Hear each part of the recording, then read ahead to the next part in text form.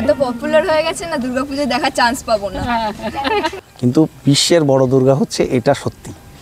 আমার তো মনে হয় কল্যাণী যেটা হচ্ছে প্যান্ডেলটা, সেটার থেকে এখানে বেশি হয়। মানে কল্যাণী আইটিআই।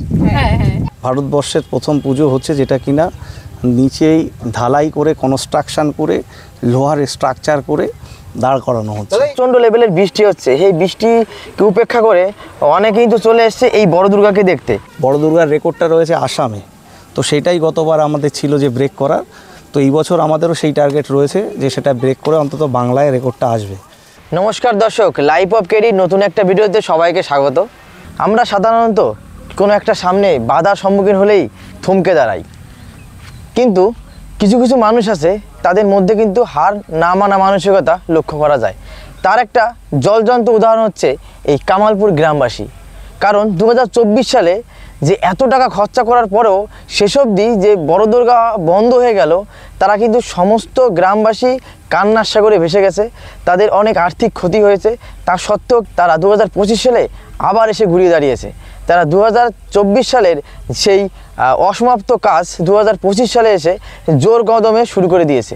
তার আজকে তোমাদের সেই হার না মানা যে দৃষ্টান্ত, তার কিছুটা নিদর্শন তুলে ধরবো। দেখাবো এখানে যে এখানে রোদ, যেমন বৃষ্টি, প্রতিকূল পরিবেশ সব কিছুকে উপেক্ষা করে তারা কিন্তু তাদের সবচেয়ে বড় দুর্গার কাজ এখনও কিন্তু এগিয়ে নিয়ে যাচ্ছে। তাদের যে এই হার না মানা মানসিকতা, সেটা দেখে তাদেরকে সেলুট জানাতেই হয়। তো চলো কথা না বাড়িয়ে ভিডিওটা সম্পূর্ণ দেখো, কাজটা কতদূর হলো। কোথা থেকে এসছেন? আমরা ধানতলা থেকে এসেছি। এখনো তো দুর্গাপুজোর বেশ কিছুদিন বাকি, তাও এতদিন আগে দেখতে আসার কারণটা? মানে এক্সাইটেড আছি, আগের বার যেহেতু পুজোটা হয়নি, এবার পুজোটা হচ্ছে, আগের থেকে দেখতে আসছি কি করছে, কিভাবে কি কাজটা হচ্ছে। আর এটা যদি এত পপুলার হয়ে গেছে না, দুর্গাপূজায় দেখার চান্স পাবো না। দুর্গাপূজা দেখারই চান্স পাবো না, তাই আগে দেখে যাচ্ছি। সবাই এক্সাইটেড সবাই মানে দেখার জন্য কেমন হবে লাস্ট পর্যন্ত। তো আমরা সবাই এক্সাইটেড আছি। এর আগের বার যখন পুজোটা বন্ধ হয়ে গেছিল সবার কি খারাপ লেগেছিল? সবার খুব খারাপ লেগেছিল, মন খারাপ হয়েছিল আমাদের সবার। আমরা লাস্টে মানে আধা আধুরা দেখে গেছি, লাস্ট দেখে গেছিলাম। হ্যাঁ, এবার আশা করি পুরোপুরি দেখতে পারবো সবাই আমরা মিলে। তাহলে দুর্গাপুজো যখন হবে তখন সবাইকে দেখতে পাবো তো? হ্যাঁ, আশা করা যায়। আশা করি ভিড় বুঝে এক্স্যাক্টলি ভিড় তো হবে, অবশ্যই তো ভিড় হবে এখানে। আমার তো মনে হয় কল্যাণী যেটা হচ্ছে প্যান্ডেলটা, সেটার থেকে এখানে বেশি হয়। মানে কল্যাণী আইটিআই। হ্যাঁ হ্যাঁ, সেটা আমি পশ্চিমবঙ্গের কোনোদিনও আসিনি, এই ফার্স্ট টাইম আমি এসেছি। তো দেখে আমার খুব ভালোই লাগলো, আমিও এক্সাইটেড, খুব ভালো লাগছে। একটা জিনিস খেয়াল করো, হার না মানা মানসিকতা এখানকার উদ্যোক্তা বা পুজো কমিটির নয়। হার না মানা মানসিকতা সেটা এখানে যে দর্শনার্থী আছে, যারা এই বড় দুর্গাকে ভালোবাসে, তাদের মধ্যেও লক্ষ্য করা যায়। এই দেখতে পাচ্ছ প্রচণ্ড লেভেলের বৃষ্টি হচ্ছে, সেই বৃষ্টিকে উপেক্ষা করে অনেকেই তো চলে এসছে এই বড় দুর্গাকে দেখতে। এই দেখো, এবার হার না মানা যেটা মানসিকতা, সেটা কিন্তু দেখা যাচ্ছে, ওই দেখতে পাচ্ছ।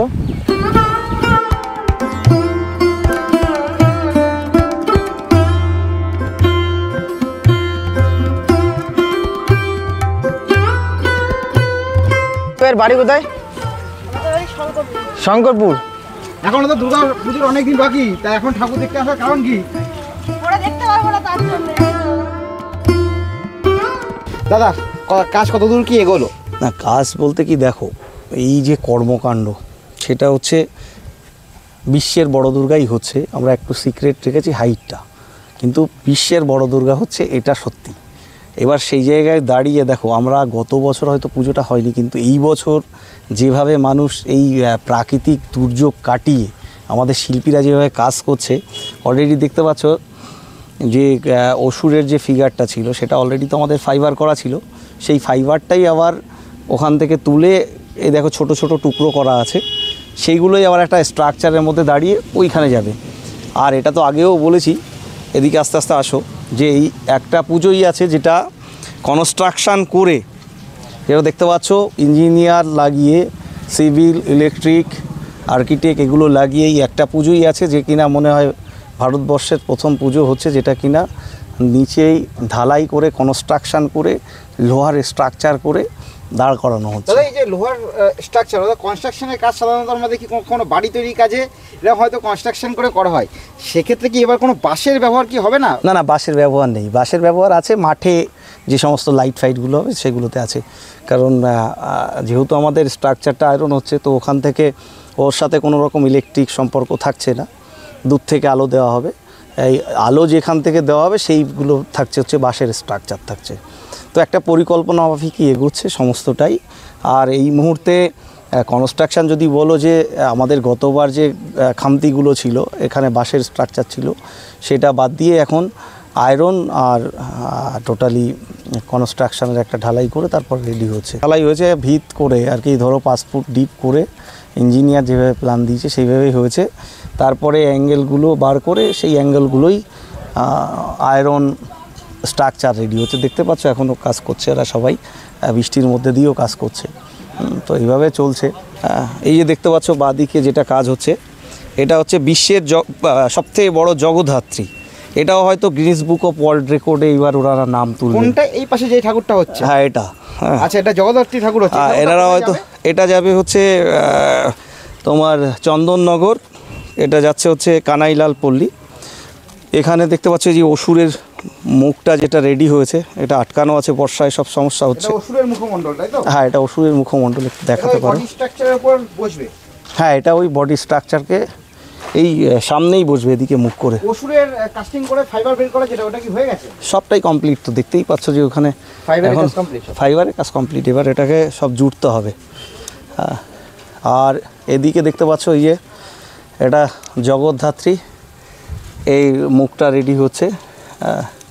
তো আর মা দুর্গার মুখ ওদিকে আছে। এবছর গতবার ছিল আমাদের মা দুর্গা ছিল হচ্ছে একটা সাউথ ইন্ডিয়ান প্যাটার্নে ছিল, তো এই বছর আসছে সাবেকিয়ানা, মানে আমাদের বাংলার একটা প্যাটার্ন আসছে, যেটা ডাকের সাজের মতো একটা সাজ থাকবে ফাইবারের, এবং সেটা থাকবে একটা রাজকীয় পোশাকের মধ্যে দিয়ে, যেটা বলছি যে মুক্ত স্টোনের একটা কাজ থাকছে, তো সেটাই থাকছে। এবং যে একটা স্টোন ডাস্টের কাজ আছে, সেটা লাইটিং একটা খুব সুন্দর একটা আলোর খেলা থাকবে তার সাথে। দাদা একটু কনস্ট্রাকশনে এদিকে যেতে বলবো। হ্যাঁ, তো এদিকে আসো।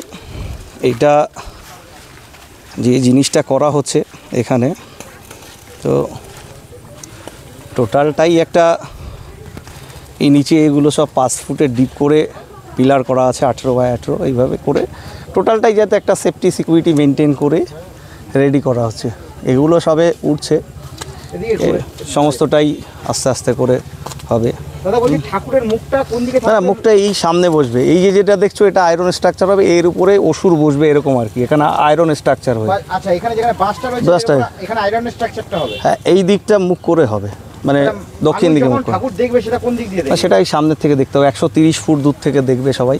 দেখো এমনি হাইট ঠাকুর, সেটা দূর থেকে দেখতে গেলে কাছে আসলে ঘাড় ব্যথা হবে সবার, তো এটা কী হবে দূর থেকেই দেখবে, এবং সেফটি সিকিউরিটি মেনটেন করে যাতে 130 ফুটের মধ্যে কোনো দর্শনার্থী ভেতরে না আসতে পারে সেই দিকটা খেয়াল রেখে দূর থেকে দেখবে সবাই।